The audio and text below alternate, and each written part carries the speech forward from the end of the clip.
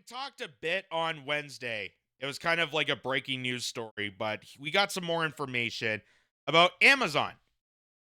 So it is announced that Amazon closures a slap in the face to Quebec, or do you say Quebec workers?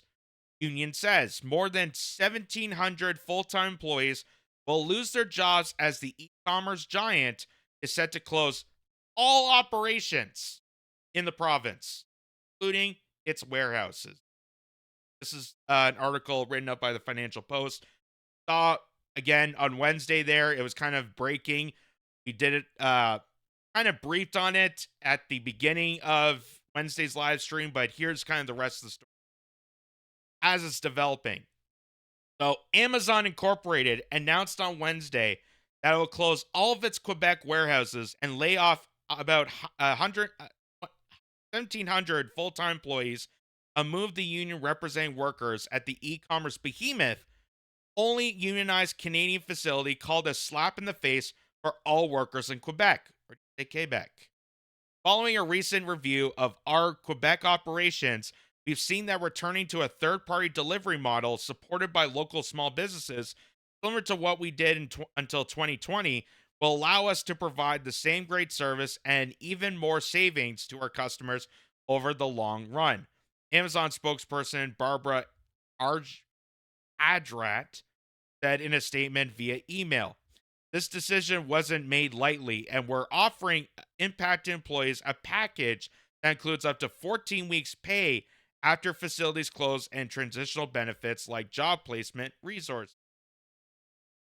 Amazon opened its first Quebec warehouse in 2020, expanding to a total of 7 facilities in the province: one fulfillment center, two sorting centers, three delivery centers, and one AMXL fulfillment center that handles large and heavy items. The closures will affect about 250 temporary seasonal employees whose contracts already specify end dates. Temporary seasonal employees will be compensated until the last day of their contract, Amazon said. Amazon employs more than 46,000 full time and part time workers across Canada in its warehouses, technology hubs, and corporate offices, according to its website. The DXT4 warehouse in Laval is the only unionized Amazon facility in Canada and received extradition in May after 2 years of organizing with the Confédération des Syndicats Nationaux. Again, my French is not as great as others. Since July, the union has been working to negotiate a collective agreement. PSN sent a statement that they learned about the closures on Wednesday morning via email from one of Amazon's lawyers. One of Amazon's lawyers finally gave an email on Wednesday, the middle of the week. Hey, by the way, we're shutting down all the warehouses. We're getting out of the province. After they just successfully unionize. Isn't that is that really, really? I mean, how much more does that say about this company? How much more does it say about Amazon as a whole and the respect and tolerance for employees? Like, you just voted to unionize this one facility, and rather than dealing with unionization and treating employees like actual employees, Amazon decides, no, we're going to shut out all businesses. We're gonna shut down our warehouses and lose the business opportunities in Quebec rather than dealing with union employees. Like, what does that tell you? What does that tell you? And that there's no doubt that the closures announced today are part of an anti-union campaign against the CSN and against Amazon employees. CSN President Caroline Senville said in an interview that the union's point of view is the closures are meant to intimidate workers who want to unionize. So this is how they're trying to retaliate. We've seen how Amazon and a lot of these other companies, these big mega behemoth institutions, Starbucks, McDonald's, all these other places, do similar actions. Maybe not to the point of shutting down entire provinces facilities, but they do similar actions to retaliate against people that want to unionize. And they fiscally go after those employees. Those employees that they cultivate in, they say that they're part of a family, you're a teamster, you're welcomed into the warehouses, you're part of the group. You're part of the group until that group decides, "Hey, we're going to organize. We're going to get our benefits. We're going to provide people a livable wage, a decent wage based off their work that they're contributing to the productivity of Amazon." And Amazon decides, "Oh, hell no. Oh, hell no." At that point, you're dirt. At that point, you're no longer welcome to the family. That's when they go full force against you, including to the point of shutting down the warehouse. Because God forbid giving people a decent wage. God forbid giving benefits like sick care. Maybe allowing people to retire at 65. Oh my God, how dare they? How dare they? That's why they're going to shut out the entire province as a collective punishment. Insane. Absolutely insane.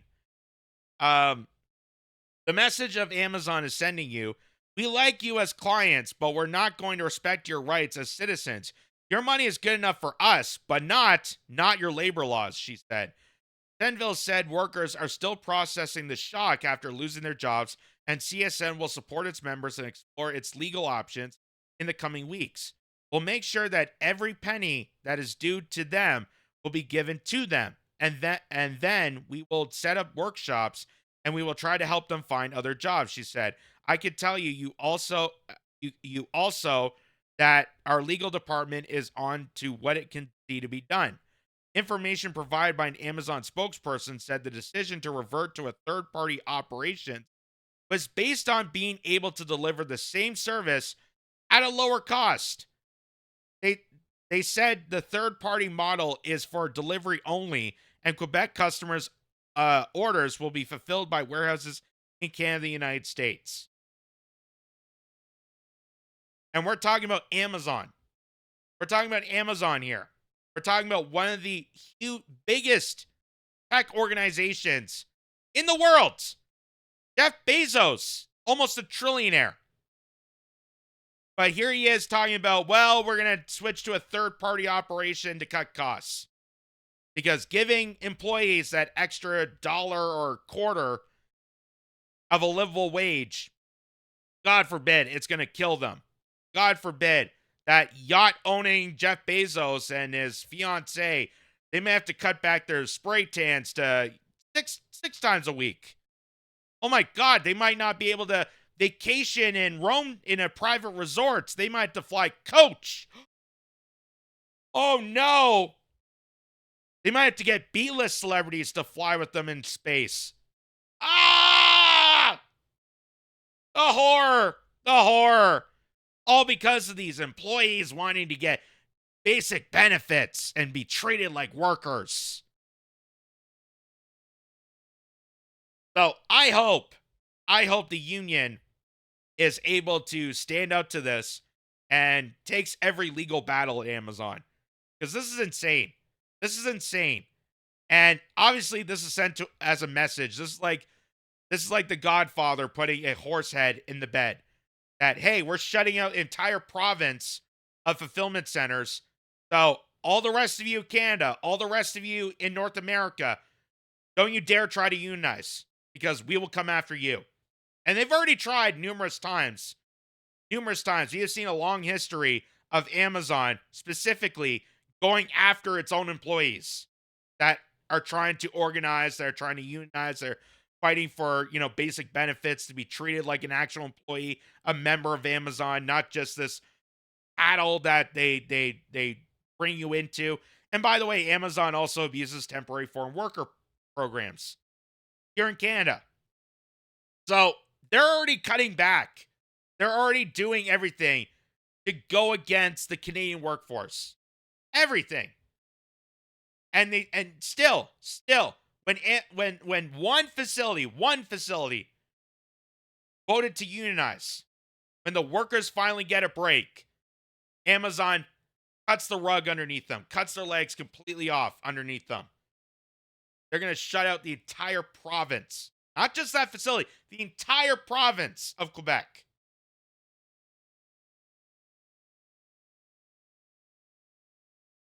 Uh, Workers at the Amazon warehouse in Delta, BC also voted to unionize last May, a process that is still in the works as Unifor goes through a case management meetings with the BC Labor Relations Board, that Justin Ginopsky, director and organizer at Unifor.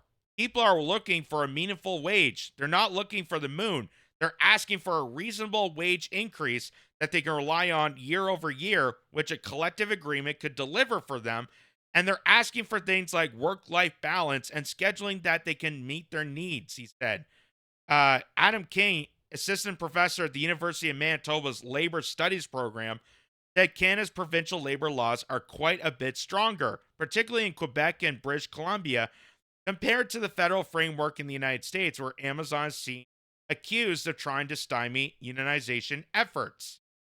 So, someone who chimed into this, Christian Smalls, who many people know as being the kind of the leader of unionization efforts with Amazon workers, specifically in Staten Island, but he was the proclaimed person that forefront that brought people together and got people organized and was able to unionize Staten Island. A bunch of Trump supporters, a bunch of MAGA people, all got together to unionize the Amazon warehouse in Staten Island. So Christian Smalls chimes in and says Amazon closing down in the only building in Canada that has successfully unionized is the ultimately disgusting union busting card. Displacing 1,800 workers is a crime against the working class and more of a reason to hold the bosses accountable. This fight is far from over. And he links it to what the CBC reported on this, and the headline is so laughable. So laughable. And I've seen this numerous publications use the same headline. Amazon to close Quebec facilities insists it's not because of a new union. I'm sure it isn't. I'm sure it isn't. It's just a happy coincidence that the one targeted place they're going after just successfully unionized. But it's nothing to do with the union. It has nothing to do with that. It's like way to be not obvious, but also very obvious just in context. It's nothing to do with the union. Don't peek behind the curtain. The flame of dissent. Now, the reason I add this tweet in is because I know there's going to be some people out there. They're going to be like, "Well, unions suck." They get that kind of peasant mindset. The unions suck. They take your money and workers that want a decent wage. Well, everything's gonna go up in price, and my hamburger is gonna cost an extra nickel. My packages, I might have to pay another 10 cents for shipping. I might have to wait an extra day. Why do they need to get benefits? Why do they need a living wage? Blah, blah, blah. You've heard the arguments before. And I just want to remind people about this. If people don't have jobs, people don't have money. If people don't have money, they can't patron businesses, including buying from Amazon. And businesses will suffer. The first to suffer should be the businesses that eliminate jobs. So we have been kind of groomed or kind of culturalized to think that in order for the economy, for people to have jobs and successful careers, is from the top down, is for Amazon to get all this money. That's where trickle-down economics comes from. They think that Amazon should get all this money and it's going to trickle down into creating jobs. But the reality of it is that jobs are created when there's demand. And when there's more demand, that means people have more money. And they have more money to contribute to the economy. And when people don't have money to contribute to the economy, demand goes down. And that's going to eliminate more jobs. So that is why it's important to make sure that you have a healthy workforce, that you have livable wages, that people can make a living and be able to contribute more to the economy, which would provide more demand for services like Amazon and other businesses to run. They need customers. And if they can't afford to function, they can't afford to buy things on Amazon, then of course it's going to suffer the jobs. It's going to suffer the labor loss. That's why it's so important to make sure you have a healthy bottom ground of of a working class group of working class people, and provide them necessary livable wages and benefits that are able to contribute more to the economy. Everything is done in a circle. Everything's done in a cycle, not trickle down. It doesn't come from the top down. It comes from a cycle, meaning that people have the money to then go buy Amazon products. That goes to the workers. Those workers are then going to spend on other businesses, or maybe they're going to buy stuff from Amazon. That goes to the top of the company and then goes back to the workers. And the cycle continues on. But right now, as it's been for the last how many decades, it seems to be going straight up. Everything just goes straight up, and then at some point, maybe you'll get some sort of crumb. You'll get some sort of crumb, and then they have to basically bring these people in, condition you to thank them for taking your money, for taking all this money. And that's why I wanted to add this tweet in. And Amazon itself is no stranger to this, because here is a CBC News clip of how Amazon was subsidized in Quebec. Subsidized, meaning that people, taxpayers, paid for Amazon to run and operate in Quebec, and gave people jobs, and then took those jobs away when those same people wanted to be treated like actual employees. So listen to this. What does this news to you say about Amazon as a company here in Canada? I think it's really unfortunate, and we've given them quite a bit of our money, quite a bit of our public resources. You have to think about Amazon in the big picture. Amazon Web Services has contracts for a lot of our government facilities, a lot of our government websites. We give them cheap electricity to operate their data centers here in Quebec. We give them subsidies for Amazon video games. We subsidize Amazon. We've provided them the money and the infrastructure to create this profit. And then at the end of the day, workers and working people are treated as being disposable. I mean, when we saw Jeff Bezos standing behind Donald Trump 2 days ago, it's a sign that we do as we please for our own wealth, for our own profit, at the expense of entire communities, of working families, and democracy. These are our laws, right? Yes. These are labor laws that we voted on, that we collectively decided are integral to our social cohesion, and to say workers have the right to unionize. Workers have the right to basic health and safety. Workers have the right to a decent and fair job.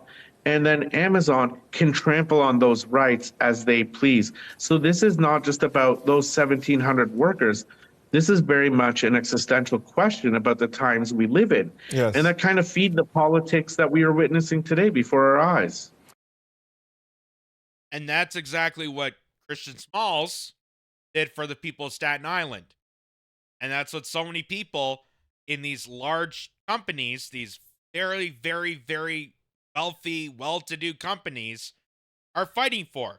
They're fighting for the workforce. They're fighting for the general ground of people, so that they can be more prosperous and contribute more to the economy, contribute more to society, and not working, for scab wages by predatory capitals like Jeff Bezos, like so many other people, like Starbucks, that are demonizing their workers. They're demonizing their workers. They're falsifying them by bringing them, saying that you're one of the team. You're a team player. You're part of the family. Here, I'll buy you some pizza one night. Just don't ever unionize. Don't ever fight for a decent wage. They condition you. They groom people to do that. And then when people actually start to think and realize, hey, my work is actually beneficial to the productivity of this company. Maybe I should bargain for more rights. Maybe I should bargain myself so I get more of a healthy respect as an employee.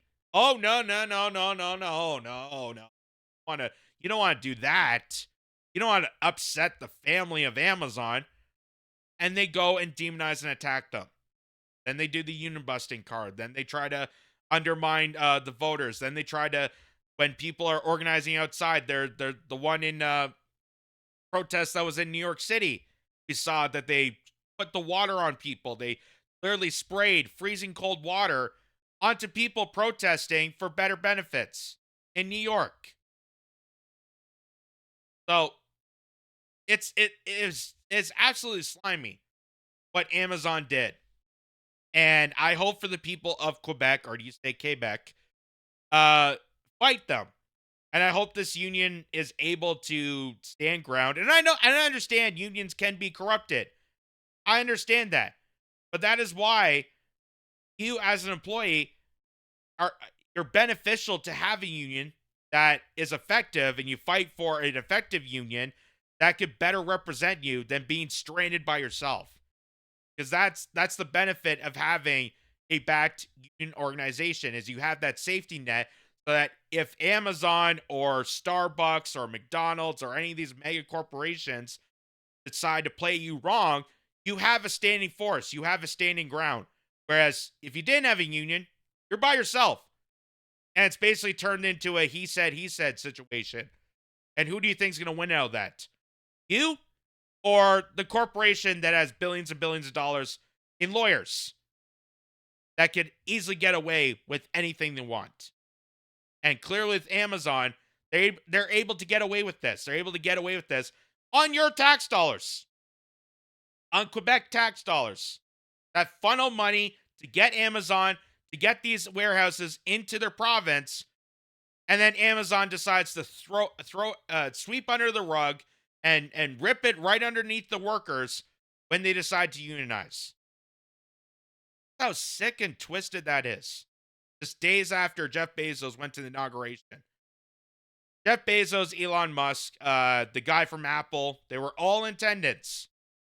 And, do you think they're going to be respectful for workers? Do you think that they're really on board for the mega movement? Well, maybe for the business opportunity. But when it comes to the actual employees, no. It's business as usual. Business as usual. They don't care. You're just cattle. You're just disposable. They don't give a damn about you as an employee. And that's why you got to fight for your right.